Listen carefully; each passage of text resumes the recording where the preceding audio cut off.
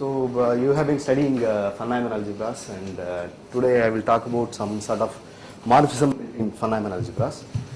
I will basically be considering the most general Von-Neumann algebra B of H, and if time permits, I will talk about some generalization of that. So what is a morphism? If you have a group, of course the morphism between them are homomorphisms. If we have Hilbert space, then we will talk about, or even a Banach space, we will talk about morphism, and we would like the morphism to be continuous with respect to the topology in the Hilbert space or Banach space. So if you have a C-star algebra, then the usual, so if you have a morphism of some objects is between some category in objects in some category is something where it is some sort of functions between them which preserves the structure. In C-star algebra, we have the structure of multiplication. It's an algebra, it has multiplication, it has a linear structure. So something which preserves that structure, as well as it has a topology, so it has to be continuous with respect to the topology. So for us the objects are Von-Neumann algebras. So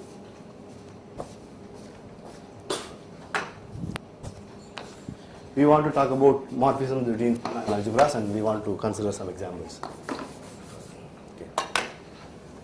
So we will always assume Von-Neumann algebras sitting inside B of H. We don't talk about abstract Von-Neumann algebra. It's all concrete Von-Neumann algebras.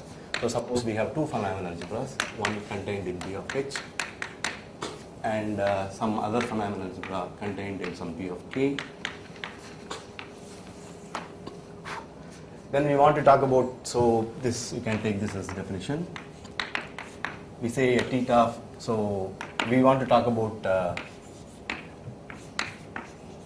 so it should have the following properties. So we say something is an endomorphism, and we want to say that this is a unital star endomorphism. You want to consider these objects. You want to consider normal. Yeah, endomorphism between Von-Neumann algebras. Yeah. Oh, that's right. So sorry. Yeah.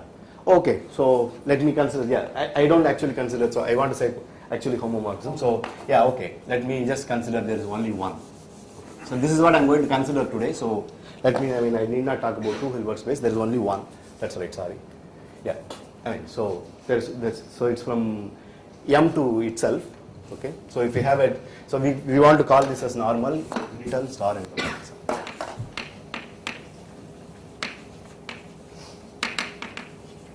Yeah, that's it. So what does it mean? First we want to say it's, I will come to this normal later. So we always have a Von-Neumann algebra, always have a unit, because M equal to M double commutator, so it will always have a unit which is 1, so that has to be 1. It should preserve that identity, and it should be star endomorphism, so it has to preserve the star. That means there's a star structure in any C-star algebra, so we have this property.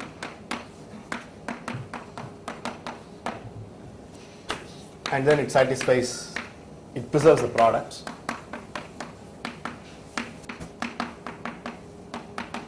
So this is what is called a unital star endomorphism, and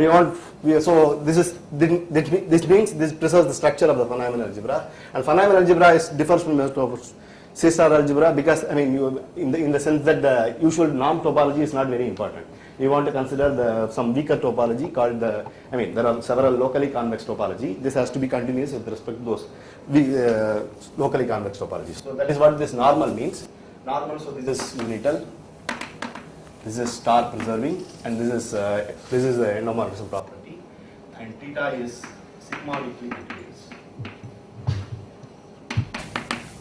So I think this topology is is defined.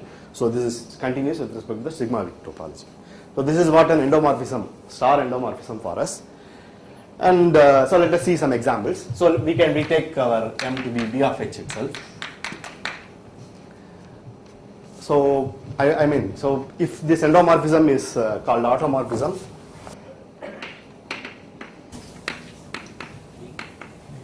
if it's also in, it should be a kind of isomorphism. Endomorphism is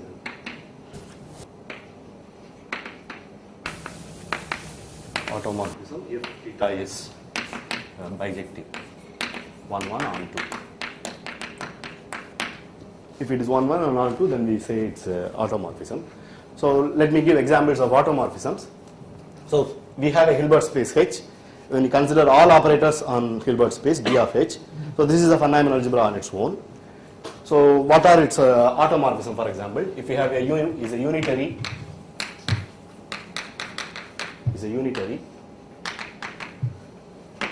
then we can consider eta of x equal to ux u star.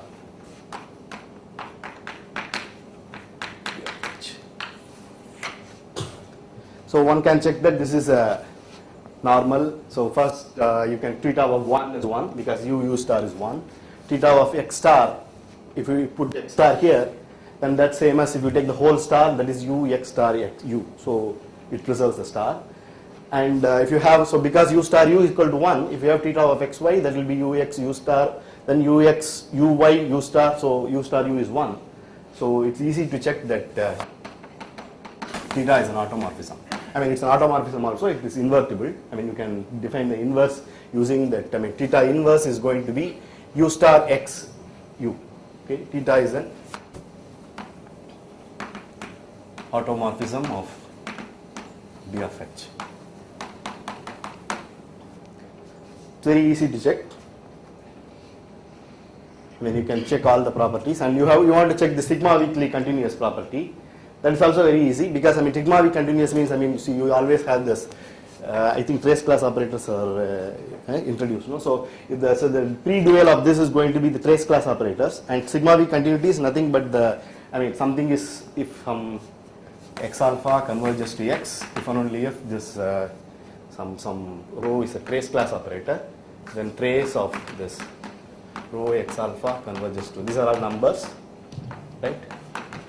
Then if you just put, I mean, if this happens for x alpha, then you can put u star x u, that, I mean, you can bring this here because this is a trace, you can bring it here, and that because this is a trace class, the other thing will also, this is true for all trace class. This is what it means by sigma continuous with respect to, I mean, this is what it means by something converges in the sigma weak topology. X alpha converges to x, it's in the sigma weak topology is equivalent to saying this. So this will imply that this is equivalent to saying that trace of rho u x alpha u star rho u x u star. This is true because you can bring this u star here because it's a trace, and then again that's a trace class operator, and the same, this is true for all trace class, so it has to be true for this trace class operators also. So this implies this is equivalent to saying theta of x alpha converges to theta of x. One question about this automorphism. Is it sufficient to assume bijective, or do you have to assume separately that the inverse is also sigma weak continuous? No. I mean, for here, in general, I think in the von Neumann algebra, it is enough to assume it. I mean, in B of H, every automorphism is going to look like this. Okay, for B of H. Yeah, I think in general also it's true, I think. Because you can, I mean, most of the time you can always realize this automorphism. I mean, I don't have immediate reason why that is true, but what I can see is always an automorphism will be given by a add u, but the u may not come from that m. It will be somewhere in the bigger Hilbert space. You can always do that.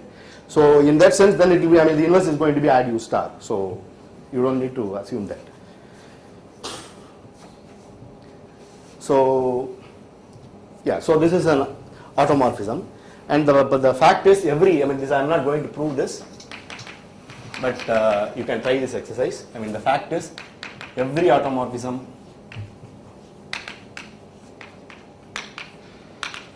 I will prove one or two things, but mostly I will be stating these kind of facts. Okay, so I mean, because this is one lecture, so every automorphism of B of H looks like this. Example 1. Let me call this example 1. Okay. And the proof goes like this. If you have so the B of H, I mean, you can choose an orthonormal basis. Then you can have projection, minimal projection onto those orthonormal basis. Then you have this partial isometries between any Eij. If you have any automorphism, that's going to take you to another set of minimal projection and partial isometries. Okay, that will, I mean, and these minimal projections are orthogonal, those minimal projections will be orthogonal. So we will get a unitary by that. I mean, it's just the idea, that's the idea basically. So one can, I mean, from that, I mean, you can do it for matrix, for example. For Mn, you can prove this very easily. So for B of H also, this is true. So, but I want to talk about something more general. So the automorphism, there is really, I mean, every automorphism will look like this. Given any unitary, you have an automorphism, and everything will look like this. So what about a endomorphism, which is not an automorphism? Actually, it is true that, so this is also another fact I am not going to prove, but I can just state it here. The thing is, if you have any endomorphism, or in fact, any representation of B of H, it will look like this. If suppose, so I will talk about just endomorphism. If you have a B of H to B of H, then that is going to look like, then there exists a K, another Hilbert space. See this cannot happen in a finite dimensional Hilbert space. See, if you have a finite dimensional Hilbert space, then an endomorphism, if you have an endomorphism which is, we cannot have an endomorphism which is not kind of non-onto, that will preserve the dimension. Okay, so only in infinite dimension we will have some endomorphism which is not onto. Okay, so there will be a Hilbert space K such that there exists a unitary from H tensor K to H unitary, and this theta of any x will look like this. And I have to define this tensor product. Tensor product is known. What is tensor? Okay, so then I will come back to this again. So I will define the tensor product. So I will come back to this example again. Okay. So the point I want to make is this endomorphism of a B of H will always be 1-1. Only the property which will lack here is the subjectivity property. It will always be 1-1. Okay, that's what I want to say.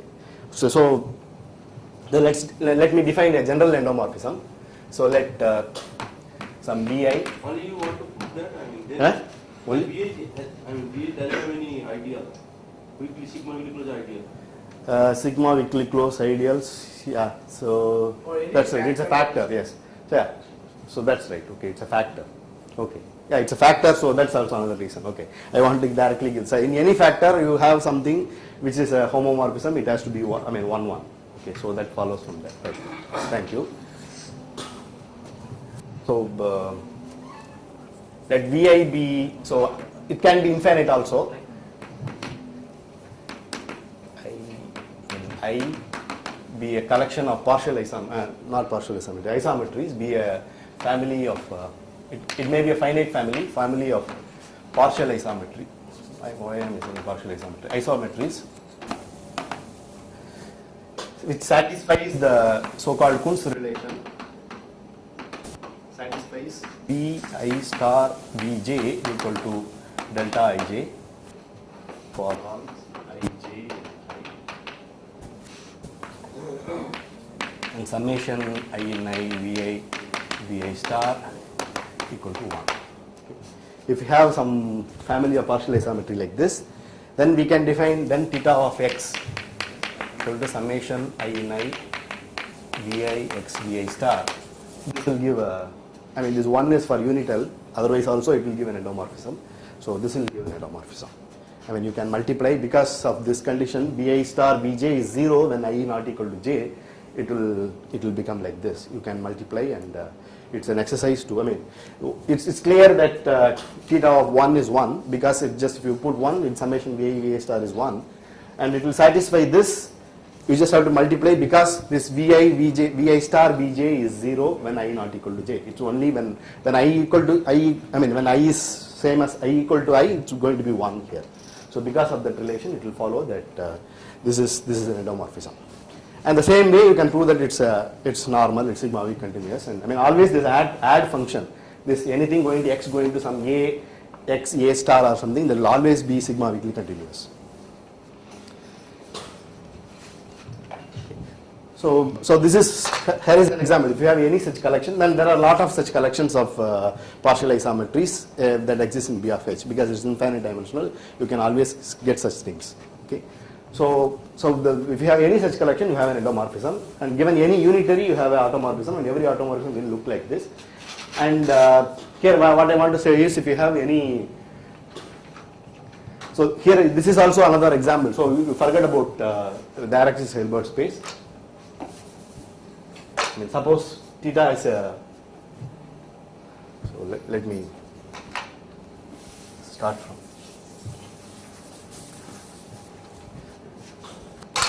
So H be an infinite dimensional Hilbert space. This has to be infinite dimensional. And K is some any Hilbert space. It can be finite dimensional also. Any Hilbert space.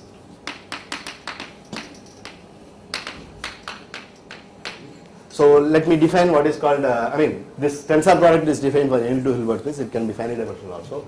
So for me, tensor product is something like this. HK, I want to define HK. So there is a formal definition and other things which I don't want to go through. For me, what it means is following. So you consider formally objects like this. Okay, X tensor Y, where X is in H, and this is what is the algebraic tensor product, Y in K. Then you can define an inner product between these kind of objects, X1 tensor Y1, X2 tensor Y2, to be just this X1, X2, Y1, Y2. Okay.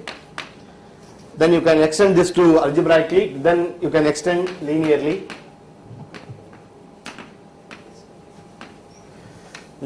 to these kind of objects, summation I, xi tensor yi, I equal to 1 to n, and summation xj tensor yj, j equal to 1 to n. I mean, this is just going to be I, j, such that xi, xj, yi, yj. Okay. So this will define an inner product on all sorts of objects like this. So this gives an inner product space, and just complete it with respect to this inner product. That's what the tensor product is. Okay, so that's how we can complete. So for me, complete this set.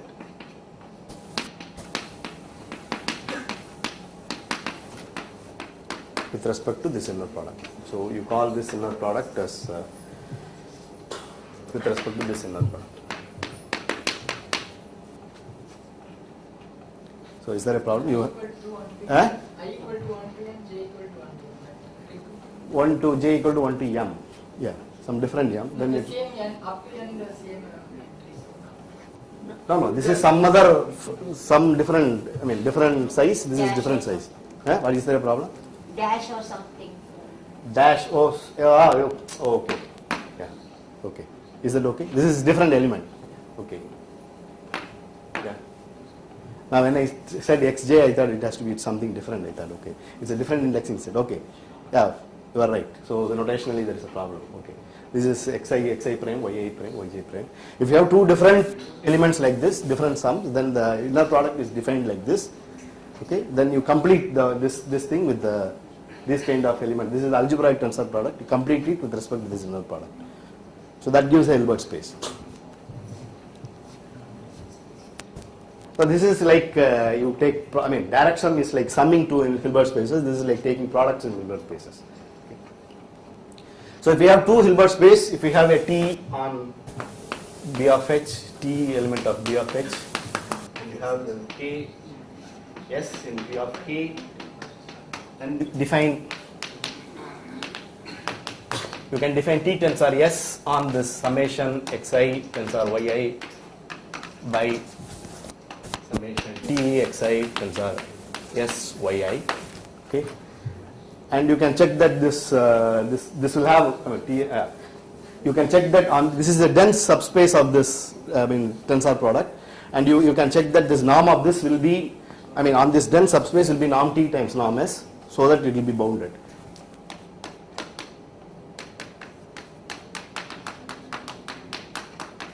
So you can extend to the whole space. Okay. Yeah. If you have seen tensor product, it's all right. Otherwise, also you can just, it's okay. So you can define if you have two Hilbert space, you can define tensor product of Hilbert space like this. If you have operators on this Hilbert space, then you can tensor operators also.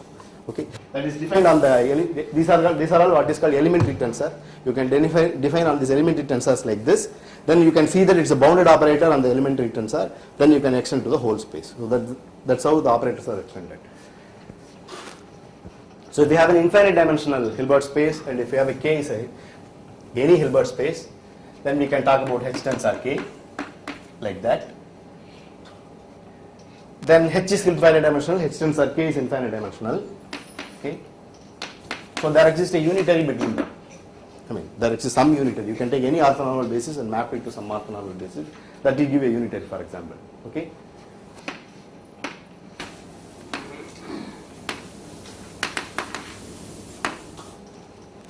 Then theta of x equal to u.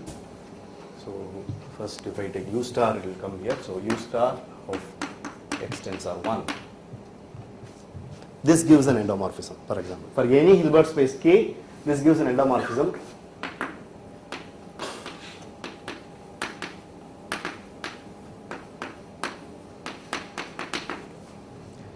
In fact, the fact is all endomorphisms will look like that. So that's a fact. So which I am not going to prove. That's a yeah. So is it easy to see what in this case what the unitary will be? So it should be Yeah, it will basically will be given by orthonormal basis of this K.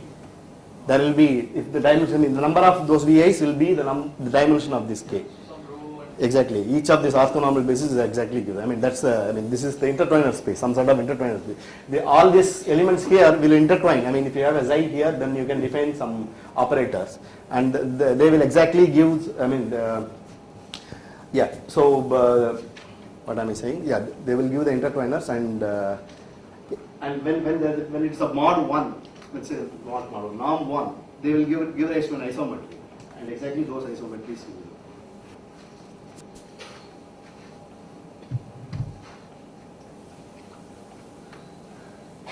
Okay, so here is an example of another endomorphism. So that's what I want to say. The clock here.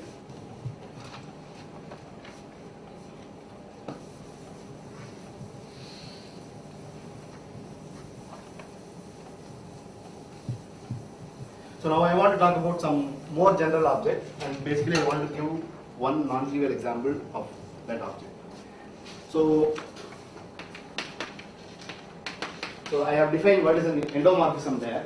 Now I want to talk about some semigroup of endomorphism, and I want to define a semigroup of endomorphism, and I want to talk about some Fock space and other thing, and give an example of that semigroup of endomorphism. If there is time, I will try to generalize that to general. I mean, that will give an example of semigroup of endomorphism on V of H. So here we have a lot of examples of endomorphism on V of H, and I want to talk about semigroup of endomorphism. Then, if time permits, I will talk about semigroup on a more general phenomenon, some 2-1 factor or something. So a family theta t, so that t is a 0 infinity, is said to be an E0 semigroup.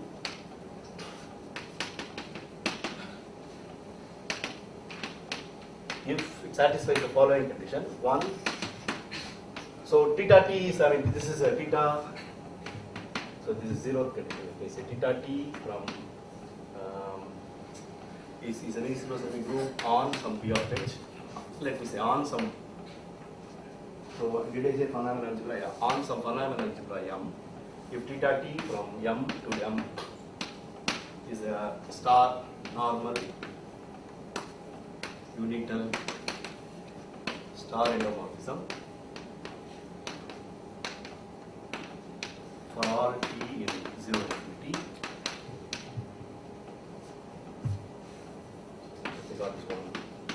The second condition is that theta s theta t equal to theta s theta t equal to theta s plus t.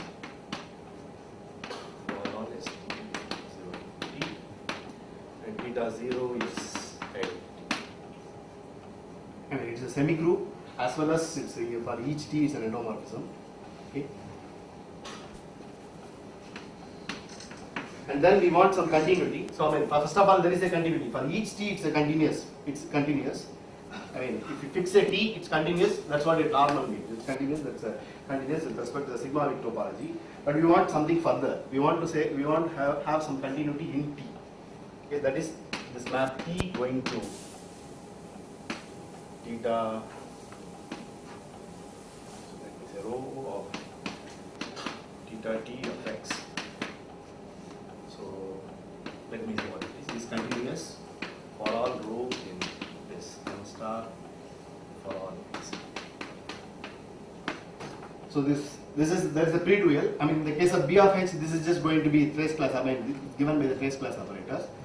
So if you fix something in the pre-dual, that gives a linear functional, and that so this is just a complex variable function. T going to rho. When you fix a x in M, so theta of x is an operator, and you apply this rho on that. That gives a complex number. So T going to everything else is fixed here. Rho is fixed for let me say for all fixed. You fix a rho, you fix a x, and then you consider this function T going to rho of theta T of x, and that has to be continuous in T as a complex valued function. So that's what it means by, that's what we say, I mean, that's the continuity we want for our E0 semigroup. So for E0 semigroup, we have three conditions. One is it has to be a normal star endomorphism for each T, and it has to be a semigroup also. It has to satisfy this theta S, theta T is theta S plus T, and then we want some continuity conditions. So we want to define an object with these properties. Now let me give an example, general example of something from something called an automorphism group. So we have defined when all these endomorphisms are automorphisms, we will do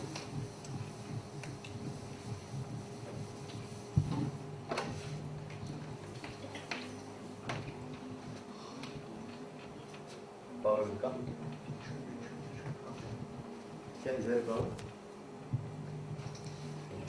You can ask anything, and if I haven't written something clearly. What is E0? Huh? No, I'm just calling this as E0 semigroup. This is E for endomorphism, 0 is for, it's a unital, it's all unital, so that's all. There's nothing about it. E0 semigroup is, this whole thing is called, this collection is called E0 semigroup. That's the definition.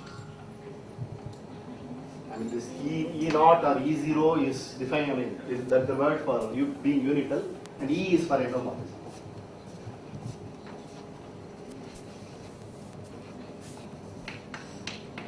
Suppose we have theta T, where this T in 0 infinity is an automorphism group. That is, each of our theta T is not just an endomorphism, it's also an automorphism.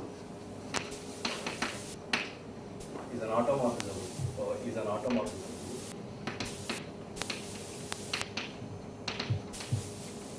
Well, it's supposed to be an automorphism semigroup, but then you can add the inverse and get C.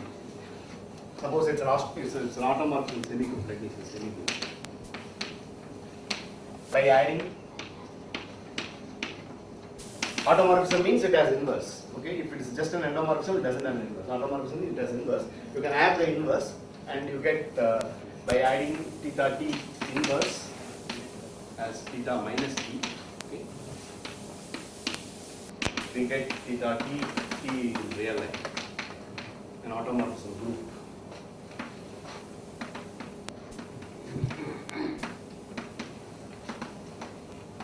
Where did you pick up the name E0 semigroup?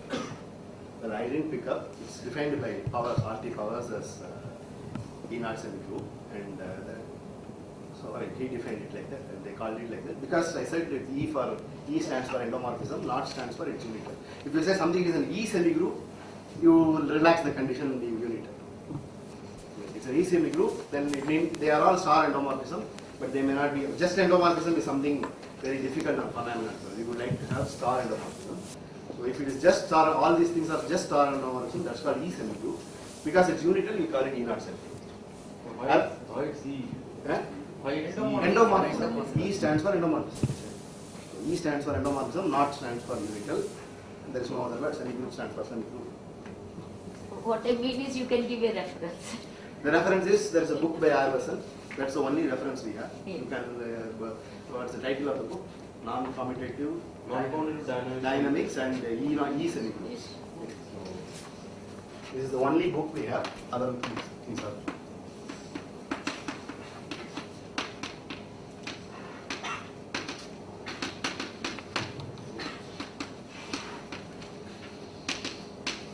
This is, he uses the word E semigroups.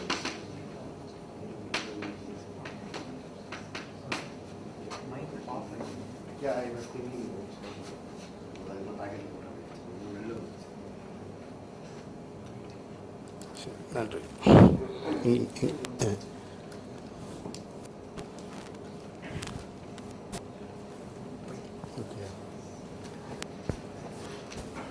So suppose if we have a semigroup which is also semigroup of automorphism, so what does it mean? We know that every automorphism will look like this. I mean, even though I didn't prove it, I said how the proof will go through. So suppose then if it is an automorphism, then theta t is going to look like theta t of x is going to look like some ut x ut star. For each t we'll have a unitary. That's what it means. Okay, for some family ut which is contained in unitaries of B of h. Okay. Suppose if we have some unitaries, so by that theorem we know that every automorphism will look like this, but then one has to go through some technical details to prove that ut is actually will be a semigroup. So that's what, in fact it is true. Huh? So now M is BH in this case? Yeah, in this case M is BH, yeah. I want to give an example. So this is an example, so M is BH. So automorphism semigroup on B of h. And I'm generally going to talk about B of h only, and if time permits, I will talk about some 2-1 factor or something. Okay. So suppose if we have any,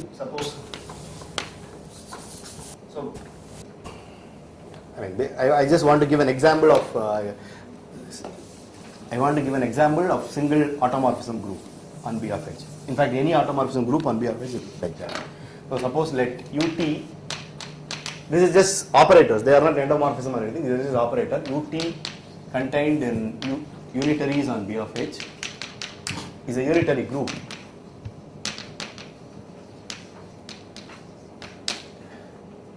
That has to be something called strongly continuous, which is strongly continuous. Means the following. This means ut xi converges to xi if t goes to 0. It's there are several things I won't have time to prove. If you have a semigroup, then if it converges, if this this is a semigroup means by semigroup we mean that US which is a semigroup. So unitary group means you know that unitary group US ut equal to US plus t for real numbers s and t. So if we have a unitary group like that, and suppose if it is strongly continuous also, then we can define this theta t of x equal to ut x ut star for all x in B of h. This will give an automorphism group. Okay. Converse is also true. That's what I more or less said here. If you have any automorphism, that's going to look like this. The only fact you have to prove is ut will be a semigroup, and it has to be strongly continuous. From that continuity, you have to conclude the strong continuity. Okay, they are all subtle things, but then the idea is clear.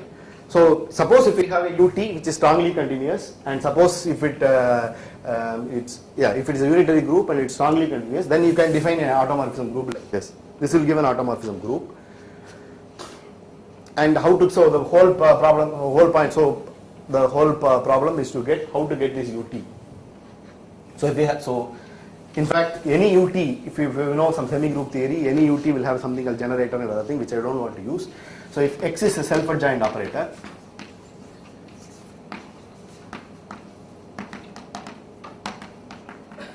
it can be unbounded also, or if you don't know unbounded theory, just consider it to be bounded. Then ut equal to e itx. If you have a bounded operator, then you can always make sense of e power itx. Okay, there is a functional calculus which has been defined here. So using functional calculus, you can talk about that. Even when x is unbounded, you can do this. For unbounded, if you have an unbounded operator, then on the bounded functions on the spectrum will give rise to some bounded operators. Okay, so this is a bounded function. E power, x going to e power itx is a bounded function. So because of that, even if it is I mean, if you don't like unbounded operators, just consider bounded operators. But then that's a very restricted case. I mean, you won't. I mean, you will get in fact some stronger thing, like it will be norm-continuous. The whole semigroup will be norm-continuous, which is a very restricted case. If you want just strongly continuous, then you have to allow unbounded operators. And in that case, it will be ut equal to. I mean, so this will, in fact, every unitary group will look like this. You can differentiate it at 0, and that will give an unbounded operator. Suppose, I mean, so I don't want to go through it. You can actually get if you have. So you have to define domain and other things. So you can define the domain to be where the limit exists, and you can differentiate ut at 0, and you can define the domain to be all those I where that limit exists, and on that you can define an unbounded operator x, and ut will be exactly that. Okay? If you don't understand that, it's fine. So given any self-adjoint operator, possibly an unbounded operator, we have a unitary group. Given any unitary group, we have an automorphism group. So that's how all automorphism group will look like. Okay. So I have taken half an hour, and so these are some of the examples of most general automorphism groups. I want to talk about something called, I want to define a single E0 semigroup. Okay. I mean, we know that how an endomorphism, I talked about something about endomorphism. So I want to start something new. I want to define a single E0 semigroup. For that, I have to define some Fock space and other things. So if there is any problem, just forget about it, and let us start something new. Okay.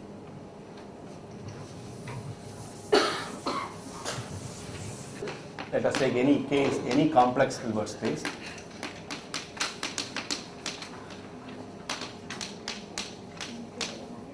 So I defined the tensor product. You can always talk about K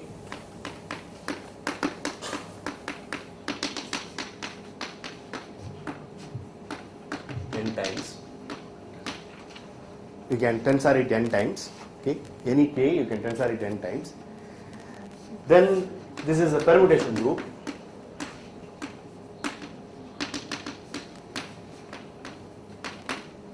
Sn is a permutation group. So if we have a sigma Sn, which is a permutation, then you can define an operator U sigma from this K tensor n to K tensor n by. So if you want to define an operator, so especially if you want to define, so let me say some, this is a general lemma, I don't know whether it is used anywhere. Since I am going to use it more than once, I will state it here.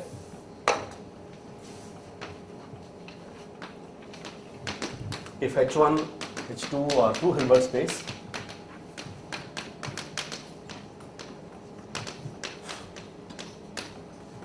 and S1, S2, S1 contained in H1 and S2 contained in H2 are total sets.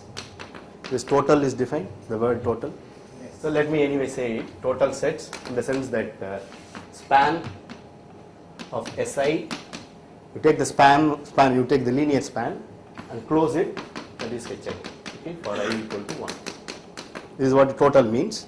Suppose if we have two total sets, and suppose U is an operator, I mean it's not an operator, just a function from S1 to S2, for it to be well defined, is a well defined, okay, well defined, I mean if it, no, usually it will be, I will take it to be linearly independent, so that you can take any function. So if it is not linearly independent, it's not well defined. So it's whatever I mean there is no problem of well definedness and other thing. When it is whenever we use it, it will be well defined. Okay, well defined. If it is, even if it is one is linear combination of other, it has to be linear. So well defined linear, whatever it means. I mean it's not a linear space. Suppose if there is some sort of linearity, then okay. So then, and suppose if this is true, Ux, Uy equal to Xy.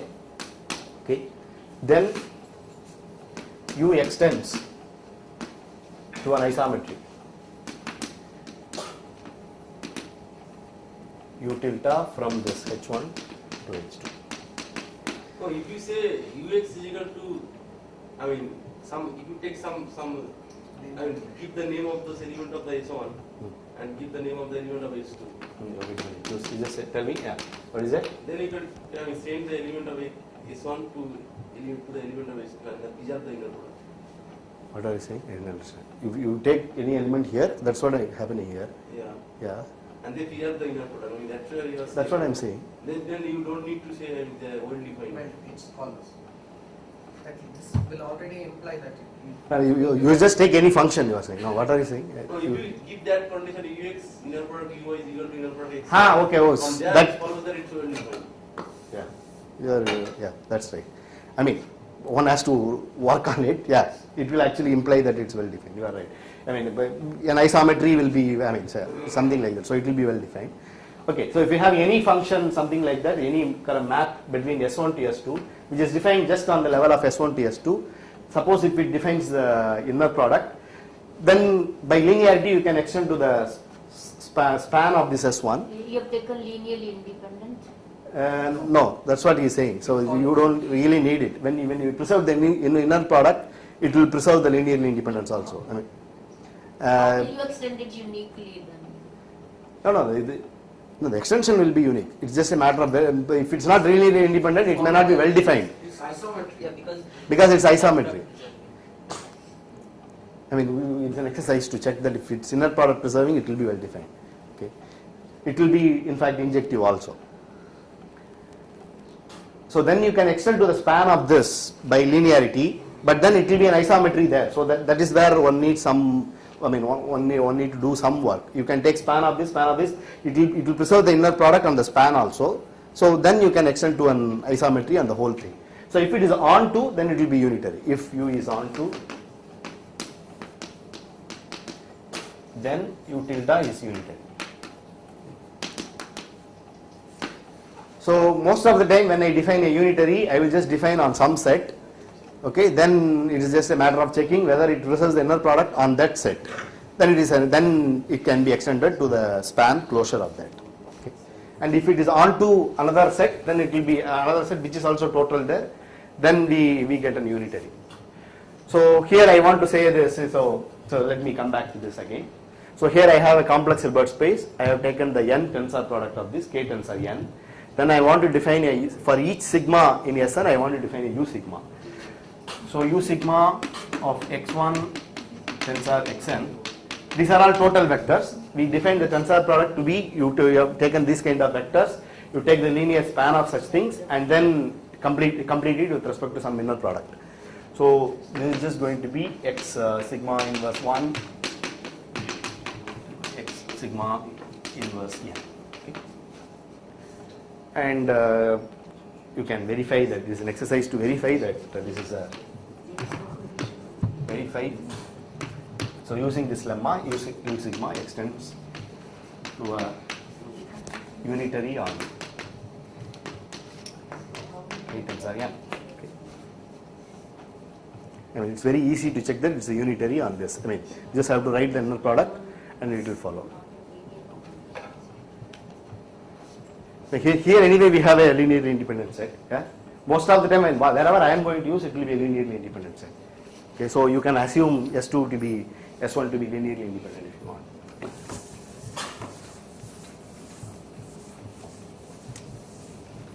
So given a k, we have defined unitary operators on the n time tensor of this k. Now I want to define what is called a symmetric tensor. So all such xi in k tensor n such that U sigma xi is fixed by that. Okay.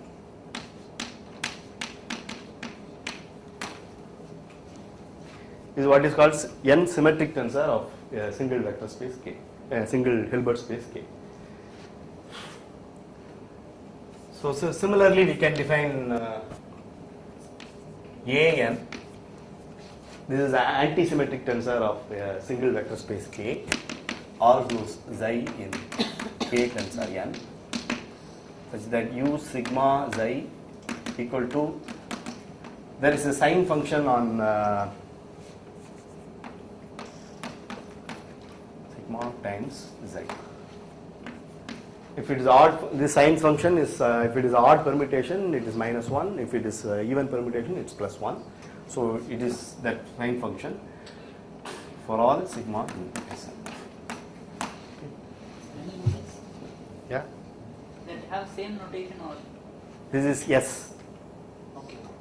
Okay, is it not clear? Like yes? Yes, circled. This is A circled. Okay. So this is yes, S is for symmetric. A is for antisymmetric. Okay. So I have taken a single Hilbert space K, I tensored it n times, then I define this U sigma for each permutation. It just permutes the tensors. So all those elements which are fixed by those permutation, all permutation, that I call it as symmetric tensor. All permutation which are not exactly fixed, it's fixed up to this sign function, which is if it is an odd permutation, you will get a -1. If it is even permutation, it is exactly fixed. These are the antisymmetric. This is the antisymmetric tensor. Okay. So I have defined a symmetric tensor and antisymmetric tensor. Now I am going to do something big. I want to define something called Fock space.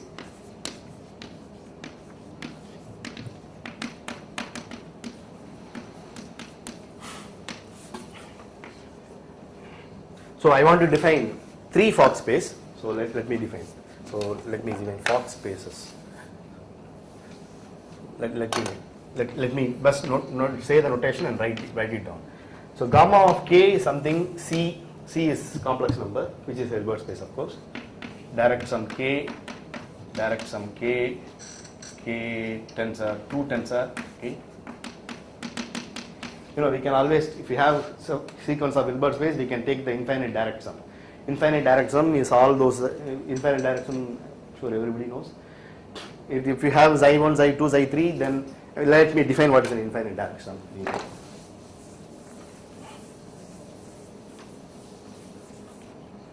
So if we have h1, h2, some sequence of Hilbert space, then direct sum hi, I equal to 1 to infinity, is all those, I mean, it's just formally you write like this, xi i's, where I equal to 1 to infinity, xi I in hi, such that summation xi I squared is smaller than infinity. It's almost like L2, and you can define the norm to be this times whole power half. Okay, that's the norm. So this is a Hilbert space with summation norm xi square with norm. Oh, we can define the inner product to be, I mean, it's okay, let me define the inner product to be with the inner product with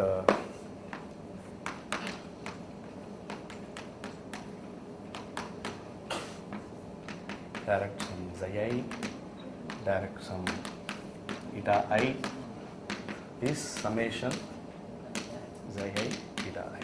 Okay. I equal to 1 to infinity.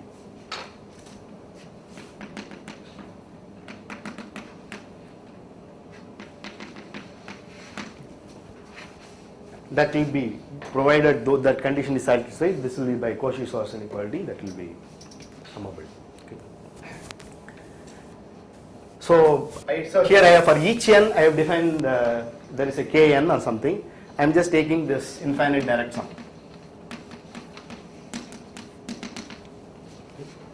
Similarly, I define what is called gamma sk for symmetric tensor product, symmetric Fock space. So this is what is called Fock space, full Fock space, or free Fock space, whatever it's called. So this is full Fock space. This is symmetric Fock space.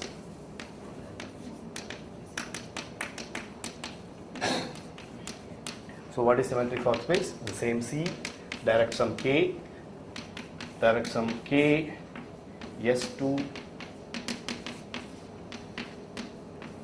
Sn.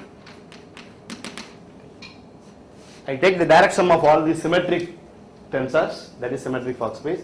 I take the direct sum of all this n tensor, that is full Fock space. I take the direct sum of antisymmetric tensor, that will be antisymmetric Fock space. So this direct sum is defined. So I erase this.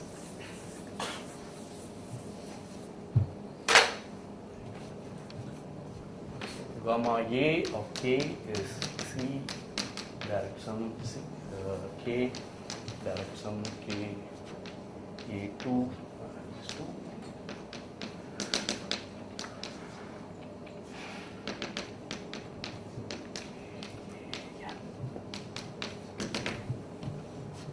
This is just the infinite direction. So Fox space is well defined. And if you want to know some elements of this, I mean, you know, if you have a Hilbert space, then n tensor is just, you can take any tensor.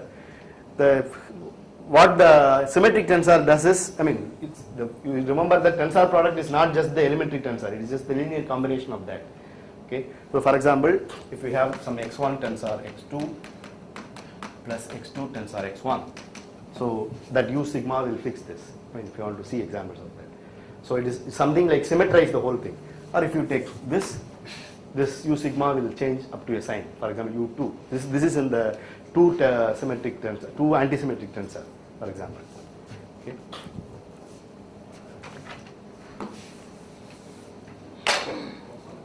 Is there a way to recover the input tensor product using the symmetric and the anti-symmetric tensors?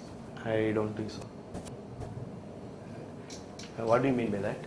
Like they look like orthogonal subspaces inside the tensor core. No, full box is something very big. No, not the full. For a single end. If it's If you recover for single n, then you will recover the whole box. if it's an n, let's say 2. Yeah. So K2, K tensor 2 is somehow. You have something which is fixed by the permutation, or something which is, up to a sign it's fixed by the permutation. Yeah. You want to get the whole thing, which is, Yes. I don't know, I must say. I haven't exactly understood the question. I think it won't be possible. Unlike even What in is finite finite dimension. dimension? What are the dimension of those two? There is one. Yeah, that will be some sort of n5. No, I don't think it's possible. It's very, very small. Small part. There is nothing like exhausting the whole thing. But having a guess at it through something, construction or something, I don't think there is any construction is possible. Huh? For n equal to 1. For n equal to 1, everything is C. I mean, or n, everything is K. Antisymmetric part and symmetric part both are equal to k.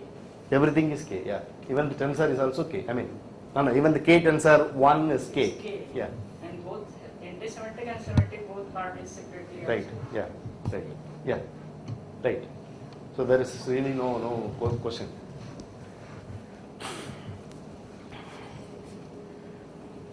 So what do you want to do with all those things? So I want to define some sort of vectors on this, operators on this, then I want to define endomorphism on this. Okay, so I want to do something big. Okay, so we have this three kind of Hilbert space. Given a single Hilbert space K, we have three kind of Hilbert space. We are not going to talk about this full Fox space, which is very big. We are going to only talk about the symmetric Fox space and anti-symmetric Fox space. There are two kinds of Fox space we have. So what I want to do is, suppose I have a vector. See, this is something like if you have a function f, then you exponentiate a function e power f or something. Or if you have some, you can some sort of exponentiation which is possible in many categories. So this is Fox space is something like that. And this is exactly, here is the justification for that. If you have a x is in K, then you define so from here onwards, so let me say, I don't know whether I will have time. From here onwards, I will just talk about symmetric Fox space. I won't talk about anti-symmetric Fox space. I thought I will say something about anti-symmetric Fox space also, but I may not have time for that. So so here onwards, I will just talk about symmetric Fox space. So if we have x in K, okay, you can define E of x in this anti-symmetric symmetric Fox space by.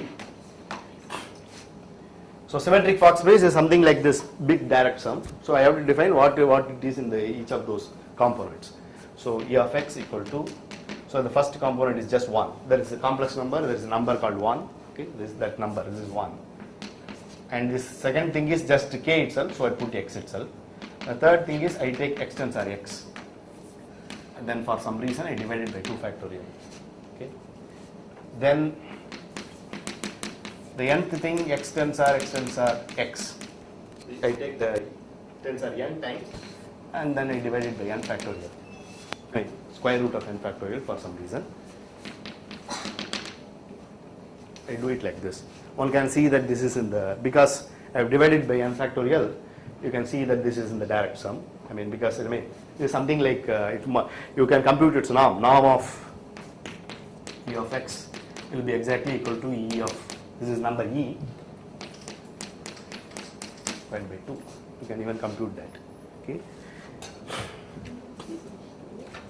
So E satisfies something more.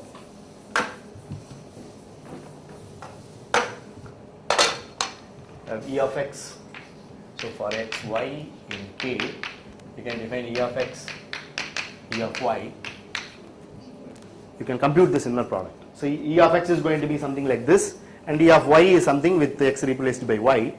If you take the inner product between them, that's good. Why the minus comes? There is no minus, there is no 2, I think. So there shouldn't be any 2, no? So sorry. No, there is no minus. Sorry. I am confused with the Weyl operators. No, 2 will be there because there is a square root here. There is a square root here. Because the 2 will be there. But 2 will be there. You can see when I write this formula, you will see. I am going to write a general formula, so from that it will follow. Minus I got confused with the Weyl operator. Sorry about that. I mean the minus is used to divide it by. I will define when if I define the Weyl operator, you will see why I put the minus, why I did that mistake. Okay, so if you compute the inner product E of x, E of y, this is going to be x everywhere and y everywhere for E of y. If you just can't compute it, that's just going to be, so because I didn't compute this because it will follow from this. Okay, that's going to be n equal to 0 to infinity.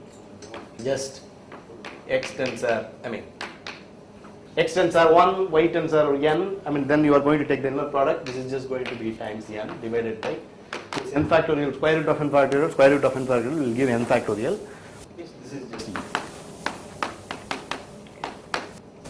If you take the inner product between ex, ey, so if you take x equal to y, then it is by 2. Okay. So E of x is defined. So this is the proposition which I thought I was hoping to prove it, but may not be able to prove. It will take half an hour if I start proving, I think, because the way I go. So this is the lemma. Let me just sketch it. So this is this E of x, x in k. Of course, for each x in k we have in E of x. So this is a subset of gamma of k. This is a linearly independent set and total set. Okay. So that's what I want to prove. The proof. Maybe, let me see whether I prove or whether I sketch it. Okay, so what do I want to prove? I want to prove that this is linearly independent. Okay, suppose, so what is linearly independent? Suppose some lambda j E of x j equals 0 for some finitely many of them. We take finitely many of them, finite linear combination of them. If it is 0, I have to prove that lambda j is 0. That's what linearly independence means. So suppose this is equal to 0, then what happens? Then for all E of ZU, where Z is in C and U is in K, okay, we can consider this E of ZU summation alpha j E of xj. This has to be 0, of course. Okay, this is 0. Sorry, so x is in any element from K. xj or xj? So if you take x and y, This? so you are saying that linear independent. X and 2x. Yeah. This is a big collection. Yeah, that's a linearly independent set. Yeah. It's an uncountable collection. It's a very big collection, but that's linearly independent. You can even work with some sort of, this is the nice thing. Surprise about infinite dimensional. You can take even some very small subset of this, and that will also be total and linearly independent. That's possible. It's not possible in finite dimensional. If you have something linearly independent set, you can't have a proper subset of that cannot be linearly independent and generating the whole thing. But that happens. It can happen here. You don't actually need such a big thing. But anyway, we will define on such big objects. So this is going to be, so let me write this using that. It is going to be e power some z times u xj, right? Now this u is arbitrary, z is arbitrary, okay? And there is a summation lambda. Okay, j equal to 1 to n. Okay. Now we can choose Previously you wrote alpha just. alpha j, so That's right. say lambda j. Okay. So choose u such that u x j are different. Okay. Are different for each j. That will mean that we have, we have a function with different constants there. You know that e power cx is independent of e power lambda x or something for different constants. Okay. As functions they are linearly independent. So from that it will follow that lambda j equal to 0 for all j. Okay. If you choose u such that, this is always possible. This is a big vector space. This is a linear infinite dimensional vector space. You can always do that. So using that you get all lambda j equal to 0. So that proves that it's linearly independent. For totality, so let me not go through the whole computation. Let me just state what it involves. So first the claim is so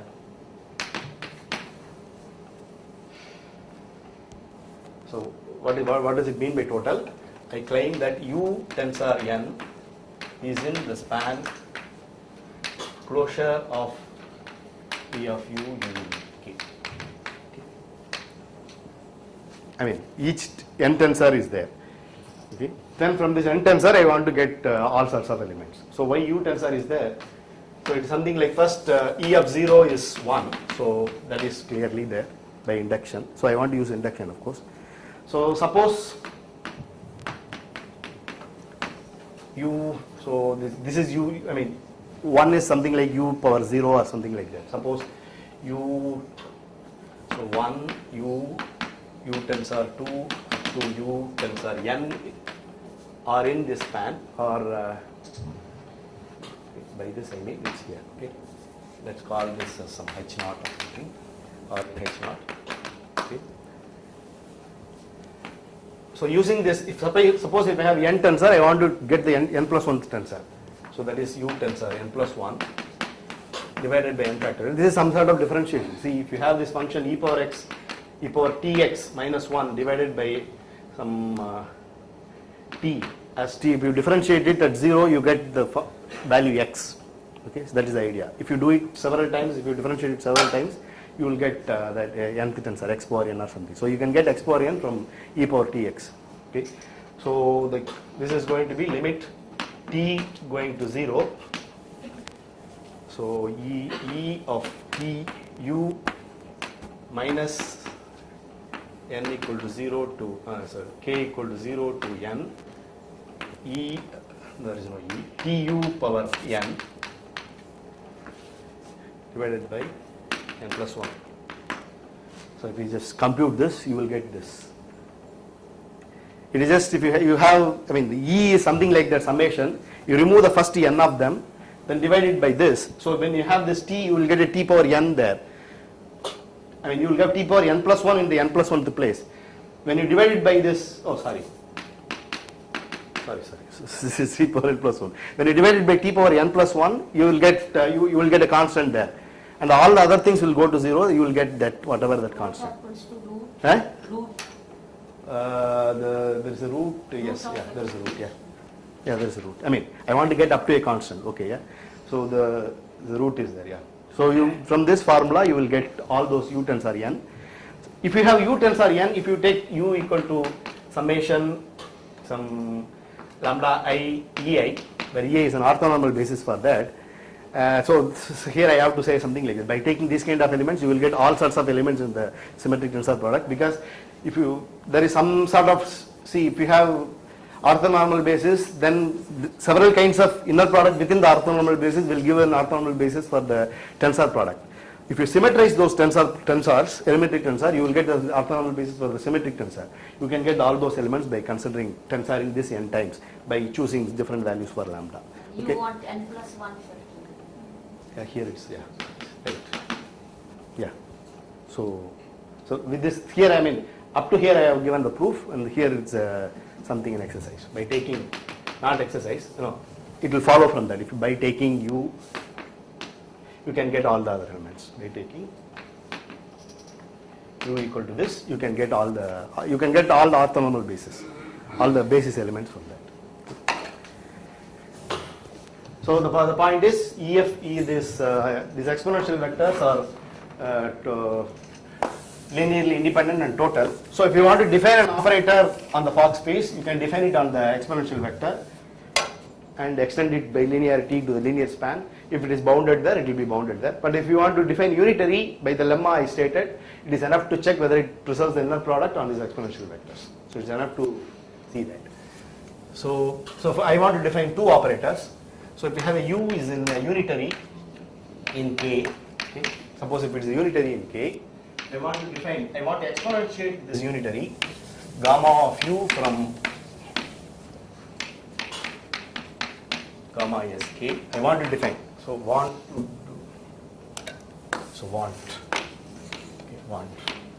So for that I define on the exponential vectors like this. Okay, for all x and k. I can define the unitary on the exponential vectors like that. Then by this formula, whatever this formula, if you put a u here, if you put a u here, you put a u here, u here, and because it's unitary, it will preserve. So it will preserve the inner product on this. Okay, it's just easy to see from that. Then gamma u preserves inner product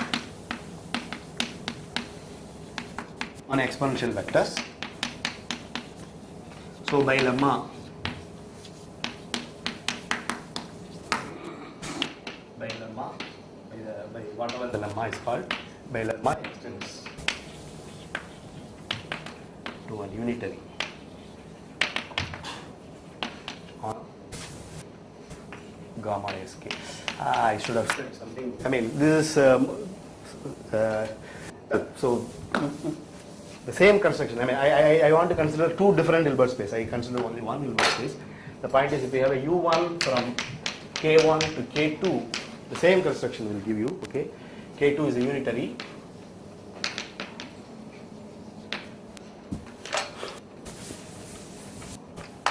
Then there exists a unitary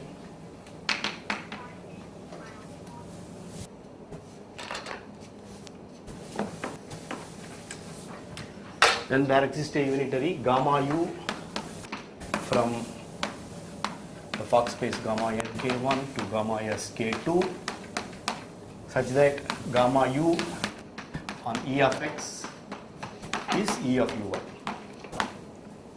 E of ux for all x in k1. Okay. You can. This is what is called second quantization of a unitary. Okay. This is gamma u is called second quantization. We will not use the word. Okay. All that calculation, where do you exactly use that you are playing with the symmetric tensor? I mean, the E of x is in symmetric tensor and it is total, and You cannot make this sense in the other. you can make it, but it won't generate the whole Fock space. It will only generate symmetric. I mean, if it generates symmetric Fock space is a proper space. It can't generate the bigger thing, no? Certainly. Yes. I mean, so it will only generate the symmetric Fock space. I mean, for example, in anti-symmetric Fock space, we don't have elements like this. There we have to work with something else.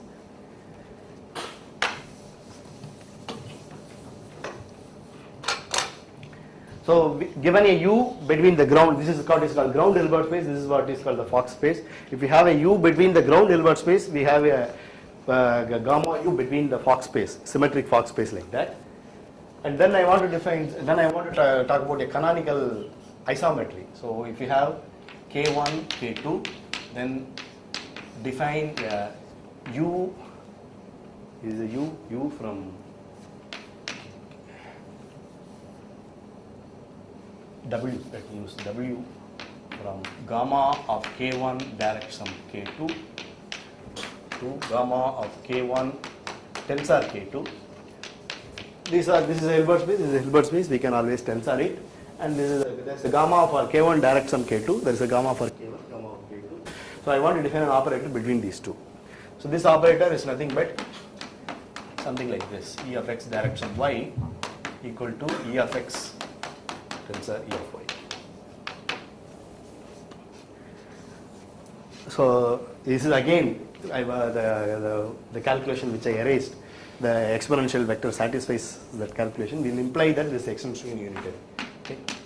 There is really nothing, you just have to check it preserves the inner product on that, extends to a unitary. So this is the identification. So you can naturally identify the tensor of two Fock space of the tensor Fock space of the direct sum. Okay. This is why it's called exponentiation. The direct sum is taken to tensor products. So why I do all these things? So now let me give an example.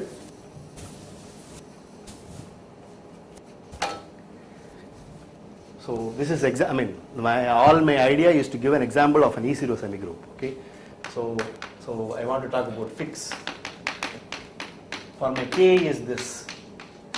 I assume everybody knows this Hilbert space L2 0 infinity. It's all this function from 0 infinity taking values in C such that so you can actually take. I want to define. You can actually take it to take values in Hilbert space itself. But let me say C. Okay.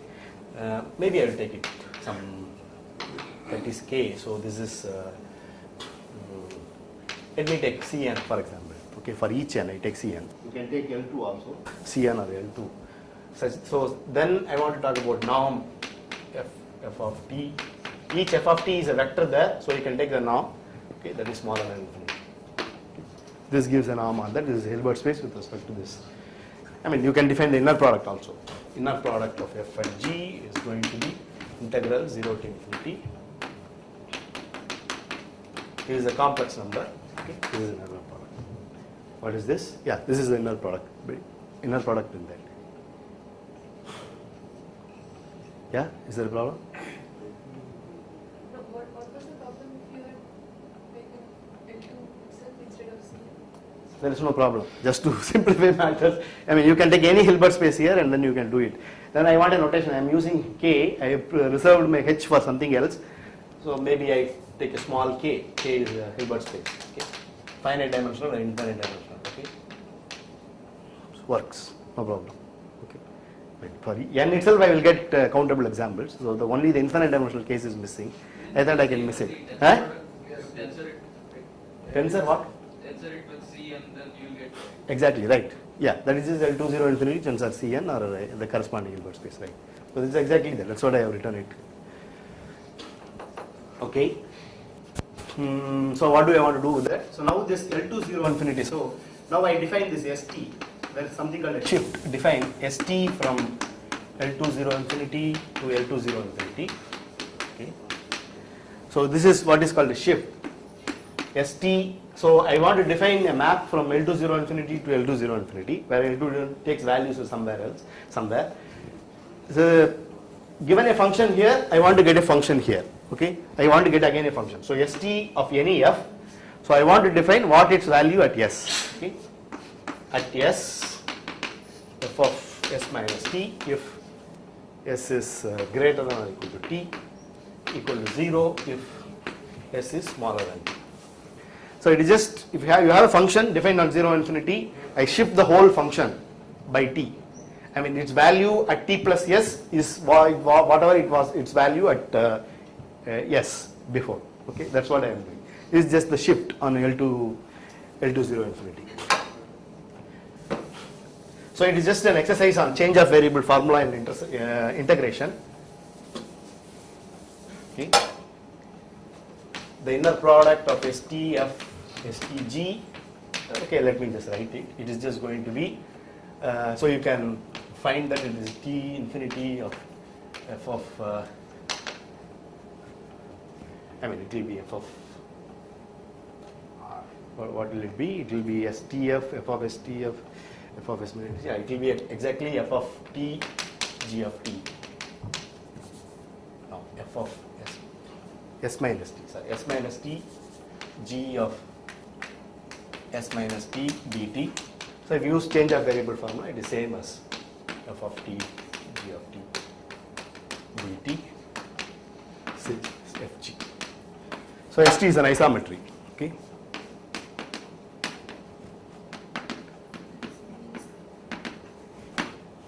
In fact, any isometry is actually a unitary between the Hilbert space, the domain to range.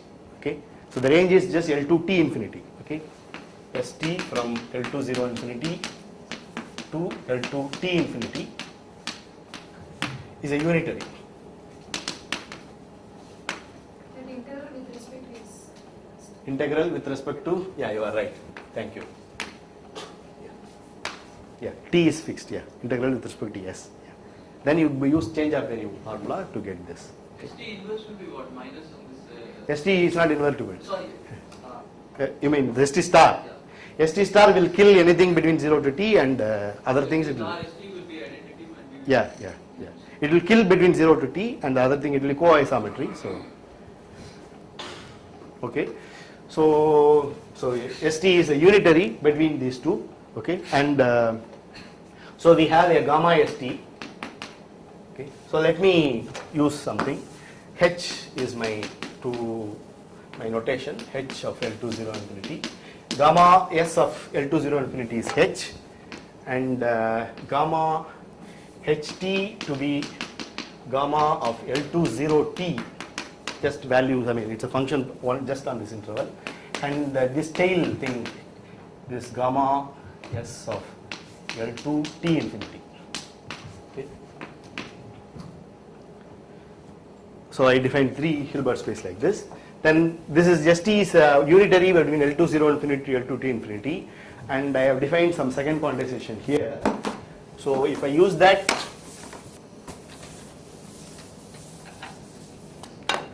gamma ST is a unitary between H to HT. This HT is the gamma of L2 T infinity, and H is gamma. So I don't want to write those gamma and other things, I just write like this. Okay, so gamma ST is a unitary between them. On the other hand, L2 0 infinity look like this. There is you just have any function from 0 to T, T to infinity, just attach it, you get a function from 0 to infinity. T infinity. There is a natural identification between them. So this implies this is H. Okay, if you exponentiate, and I have just written it here, there is a W from here. Okay, there is a W from H to HT tensor. Okay. So I have a W, I have a gamma ST. Now I just defined for if you have a T in gamma T in B of H, yeah? WT. Thank you. So it depends on T. For each T we have, so I want to define WT. Okay. So I have ST, I have WT. Then I define alpha T of T to be WT. Okay.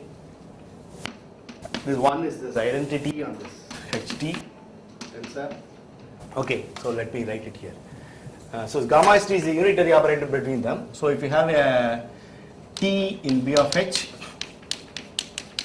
then gamma ST T gamma ST star is something in B of HT. Right? Okay. If you have any unitary T, then you can do the add, and that will be the unitary on that. Okay. So here that's what I'm doing. T gamma ST star. Then I use this WT star. I take an operator T, then first apply this gamma ST T gamma ST star. That will be an operator on B of this. Then I tensor with the identity, just the identity operator. That will give an operator on this. Then I use this WT to bring it back to B of H. W star that side, right? This side. WT star, then WT that side. Say it again. So WT star will, so maybe WT. WT is that. No, WT will take an operator from here to here. So yeah, that's right. Yeah. Usually I write it from the tensor, so I don't. Yeah. Right. So this is here. Yeah. So this gives a. So we finally have a. If you have a T, then I compute this and then use this tensor with this and use this WT to bring it back to B of H. Okay. This gives an. This is an E0 semicolon. I mean this. This is so if you have a if you have identity here, then this will be identity. So this is unitary. I mean, so it will be identity. Identity generates identity is identity. This is unitary, so everything will become identity. If you have S and T, you will have S and T. Then that will be, you can, because it's unitary, you can put a gamma ST star, gamma ST in the middle, and that will preserve the product. But then the whole thing will preserve the product because it just so it will be star preserving, and because it's add, it will be continuous with respect to all these things. So this 3-0, so this is the, I mean, to get a non-trivial, one single example of non-trivial E0 semi-group, this is the most elementary E0 semi-group. There are other complicated E0 semi-group. We have to do all this Fock space and other things. So this is what is called CCR flow. So I don't think I will go through antisymmetric Fock space, but I haven't said why this is called, I mean, I use a word, something called CCR flow, which is called canonical commutation relations. But I haven't said what is this. This is not the right way to define this, but since I want to define the E0 semi-group directly, I did like this. But usually it is defined as follows.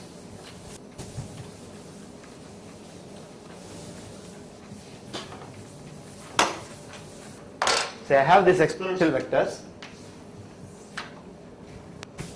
So if you have a x in K, you can define something called a Weil operator, W of x. So whenever I want to define an operator on a symmetric Fock space, I define on exponential vector. That is the most natural way, and I mean, we haven't seen other ways of defining operators also. So of any E of y, I just do this, E of y plus x, but then E of x, y going to E of y plus x won't preserve the norm or inner product or something. To make it unitary, we want unitary, and we are defining an E of y, and we want to check whether it preserves inner product on this total set, linearly independent total set. To make it unitary, we need to use this constant. So this is where I made that mistake, norm x squared by 2 minus norm yx, the inner product yx. You take any E of y, you define W of x acting on E of y to be, this is a constant, this is a number, okay, complex number, this is a vector, E y plus x. So because of this, constants are thrown in, one can check that this is actually, this is just a usual calculation, just a direct calculation leads to W of x preserves the inner product, W of x, so it extends to unity. All these things are very direct calculation, and it also, so for every x in K in the ground Hilbert space, we have a W of x. So it will satisfy something more for the W of x, W of y will be equal to, I think it is yx, E of x, W of x plus y. This E is the number E, okay. This is the imaginary I times imaginary E power I something. Minus, yeah, that's some. So this is equal to E of minus 2 imaginary 2i times imaginary of yx, W of y, W of x. See, W of x and W of y won't commute. They commute up to a constant. Okay. This is what is called canonical commutation relation, where I wrote here. Real or something? Huh? XY real or something? No. These are all complex number. E power complex number makes sense. Why do you want real? These are all complex numbers. So what our alpha or t does on that W of x. Okay, W of x satisfies some of the property. One is this commutation relation. The W of x times y will be something like W of x times y times some constant. But when x and y are orthogonal, when they come from orthogonal parts, this will be 0. This will be 0, so this will be 1. Okay? That will be real of yx. Which one? Up. No. This is just yx. You are doing the calculation? No. It will be, if it is like this, it will work, it will give a unitary operator. We need the inner product yx. I can check the book. KRP book is there. I'm sure it is OAX. I mean, I have been using it throughout my life for the past 10 years, so I'm sure that it is like this. So there is no real. That imaginary part won't come if that is real, I guess. Yeah, exactly. So yeah, you have right guess. Yes, if that is real, there is no way you can get an imaginary part here. That's right. Yeah.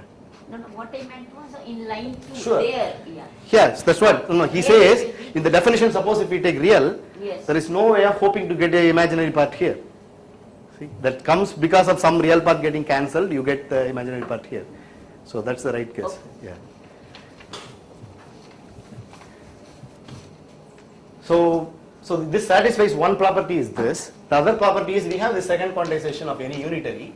Okay. U star. That will satisfy this nice property. Okay. For all u which is a unitary in k, for all x in k. It satisfies this nice property. So because of these nice properties, you can check that what is gamma alpha t of w of x. Alpha t of w of x you want to calculate. So you have w of x here, gamma st star, you will get w of st will go inside. Then you have w identity is w of 0. If you take 0 here, okay, then you don't add anything, it's just e of y, and this is just 1. So w of 0 is identity. Okay. So this is just w of 0. This is a w of stx. But then you know that the tensor product will be w of s. I mean, if you want, I write it. I mean, if you have w of x, if you have some tensor product, it will be w of x tensor. I mean, if you have any two things which are orthogonal, if x is orthogonal to y, then w of x times w of y equal to w of x plus y because of that. Right. And when you apply this wt, if you have w of 0, w of something, that will be w of that something plus 0. So it's just basically w of stx. And if you apply this wt star, that, I mean, if you just convince yourself that this is nothing but w of stx itself. W of x goes to w of st. Right. And that is how usually the CCR flow is defined. But then from this one has to extend to the whole RBFH. But I did directly like that. So this is why, because of this relation, this is why it's called canonical commutation relation. And I cannot take more time, I believe. Can I take? No, but If you're going to say, so I just want to say just one line that how this can be extended to a more general Fuhrman algebras or something like that. I mean, no proof. So you can take the C star algebra generated by this w of x, where x is in k. Okay? Just take the C star. I mean, you take some operator, take linear combination, take the span, and close it in the norm. That will give you a T star algebra. Okay, this w of x is a nice thing is if you take product of w's, you are going to get w again, some constant time w. So it is enough to take the span of these things. Okay, product of w operators will give again w operators. So if you just take the span of this w of x, that's an algebra. Okay, it may not be norm closed. If you just close it in the right topology, you get the right algebra. I mean, in the sense that if you close it in the locally convex topology, you get Fuhrman algebra. If you close it in the norm topology, you get C star algebra. Okay. So I don't take the constant. I just take the C star algebra generated by this w of x, which is just the span of all this summation lambda I w of xi or something like this, span of such things. Just close it in the norm topology. That gives a C star algebra. Now I want to consider states on the C star algebra.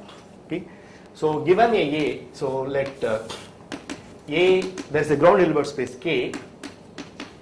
So this is K is a complex Hilbert space, but consider it as real Hilbert space. A from K to K, which is a real linear. I mean, it's a complex Hilbert space, but consider it as a real Hilbert space. A complex Hilbert space is also a real Hilbert space.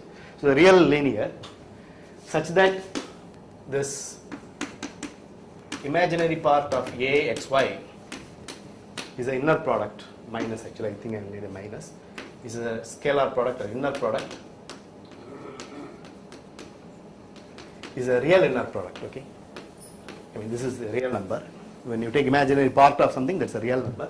It's a real inner product on K. I mean, I don't want to say what kind of operator satisfies this. Suppose if your operator is just a linear operator, you can get a lot of operators like that. Okay, for example, if you have x plus iy going to y plus ix, for example, that will give an operator like that. Okay, there are many such operators, but you can take x plus iy to some apply a on x or y on, and do this conjugation. Then there are a lot of operators like that. Okay, suppose if this is the case, then you can define phi a on this w of x, this operator, to be, this is e. Okay, this exponential, I write this exponential because I'm going to write, this is the e, the number e. Okay, number e can be usually write it as exponential or something, the function. Or you can also y e, I mean, let's just write e power something. This is equal to e power minus half this imaginary part of a x x. This will be positive because that gives an inner product, so this will be a positive. So this gives a, suppose, I mean, you can define phi a to be something like that. Provided if this satisfies this inner product condition, this extends to a state. This is a fact, I mean, which is one full paper. I mean, this is a deep proof. Extends to a state on this A. Okay. So now what do we do is the following. So if you have a state on a C-star algebra, you can consider the GNS representation. Okay. So let HA, it all depends on this A. So I write this HA, phi A, omega A. GNS is defined, no? GNS is done. I don't know. What you did in class, you just tell them that that was a GNS. Your class. So GNS is not done. I thought it is done. That's a very finite direction. The Partho wasn't You done. didn't use the finite kind of thing. It's not done. Oh, I was thinking it is done. It's going to be done. It will be done. Oh, okay. I mean, you So anyway, you are going to see some DNS representation. If you have a state on a infinite or finite. Yeah, I did essentially GMS. anyway, I am not going through the construction anyway. So given a C-star algebra and something called a state is defined. A state on a C-star algebra. I don't know. I have not been here. State is just a linear functional which takes values 1 at 1. That's all. I mean, it's a the phi of identity is 1. Okay, that's the state. Okay, it's positive. Oh, it has to be positive. It's a positive linear functional which takes the value 1 at the identity. Okay, something, everything will be defined. Okay, in with respect, whatever is going to define a state, this will be a state according to that definition. And whatever is going to get constructed, you take this as the GNS construction. GNS construction means if you have a C-star algebra and if you have a state on that, then you can construct a Hilbert space, you can construct a representation of the C-star algebra, then and you can, this is irrelevant for us now because it's a vector, cyclic vector or something. I am not going to talk about. So you have a representation given any state on a C-star algebra. So I take that representation. So pi a is a representation of the C-star algebra, which representation means just a homomorphism. Okay, homomorphism to B of HA. This is another Hilbert space. Okay, not Fock space or something. Okay, and then you can, so this pi a of A is something which is contained in that. So, but I want a Von-Neumann algebra. I take the double commentator. Okay, that will be my MA. This is the Von-Neumann algebra. Now, suppose A satisfies one more condition. Suppose what? Suppose my ground Hilbert space K, whatever, this K is my L to 0 infinity, and I have this ST, so A is on K, suppose, and this A satisfies ST star A ST equal to A, okay, then we can define an E0 semigroup on this MA itself. Then there exists an E0 semigroup on MA. This is the Von-Neumann algebra, which need not look like B of H or something. It can be, usually it will be a type 3 factor or a type 1 factor. I don't know whether it is defined. Type factors are not defined. No, type classification. Okay, so it will be a general Von-Neumann algebra. It need not be a type. I mean, need not look like B of H. Then we have an E0 semigroup on that, which is defined like this: alpha t of pi of W of X, pi a of W of X, equal to pi a of W of S dx. There exists such an E0 semigroup. So the ingredients are, if you have the Weil algebra, but that is what is called Weil algebra. On the Weil algebra, you have a, and then you have a. Using this A, you get a state, and this A has to satisfy this condition. I mean, of course, the K is L to 0 infinity, and A has to satisfy this condition. Then you will get an E0 semigroup. never get a type 2 one? No, on Weyl algebra is either type 1 or type 3, Araki's theorem. So what is the non-trivial part in proving that it extends to a state that the norm is equal to 1? No, you have to verify this is something called a special kind of state. This is what is called a quasi-free state. It satisfies some quadratic condition, and if you verify that, it will follow. I mean, no, non-trivial part is you have to extend to the whole of this. I mean, this W of x. State part is not difficult, right? Because it's Uh, already no, it is defined on that, and it is. Oh yeah, state part is sorry. I mean, to the Fuhrmann algebra. Yeah, fine. No, it extends to the state on the C-star algebra. That is not a thing. But to do all this construction to get it's something called quasi-free state. I mean, I haven't used that word. So yeah, so I need not have said. So the quasi-free thing is non-trivial. Any other questions? Yeah. But that's about more general. Like if I have a E0 semigroup, it's from 0 infinity to something. So if I choose some functions at some points, can I interpolate like in between so that it extends to 0 infinity? Like at some points, let's say n, more generally q. Now say it again. If you have an alpha t, let's make it precise. You have an alpha t, okay, for t in 0 infinity from the m to m, okay, then So what I'm saying is I'm giving the values of t where I'm telling what the functions are. Oh, yeah. What the endomorphisms are. Can I interpolate in between? given that it's E0 semigroup and given that it, basically yeah, I whether understand. alpha t is polar decomposable or not. I mean, can you define alpha No, t on the to the negative half? side, he wants to give you. No. Are you talking about negative No, side? no, No. not necessarily. He is talking about you are given the I mean you know E0 semigroup on some values, Yeah. and you know it's an E0 semigroup. Can you get the whole thing? I think it should be possible because Because this is continuous property. yeah. Let me see how it is possible because it is an E0 semigroup. No. What did he say? No. You know that on some values the E0 semigroup, value of the E0 semigroup. Okay, what it is, how it acts. You know the endomorphism for some particular T1 up to Tn or something. Okay? No, you can't say that. No, from that you cannot say. Because you need to get the continuous structure somewhere, the product. Irrational value when. But that is the Now, problem. this is possible in discrete case, for example. Discrete case it's possible, but continuous case is not possible. That is the problem. You cannot define alpha to the power half. Yeah. No. There is a lot of measurability property and problems and other things, so it's not possible. If you know, T is irrational number, huh? if T is irrational number, is the value is given at an irrational number. Yeah, but even if you know only finitely many of them, you can't do.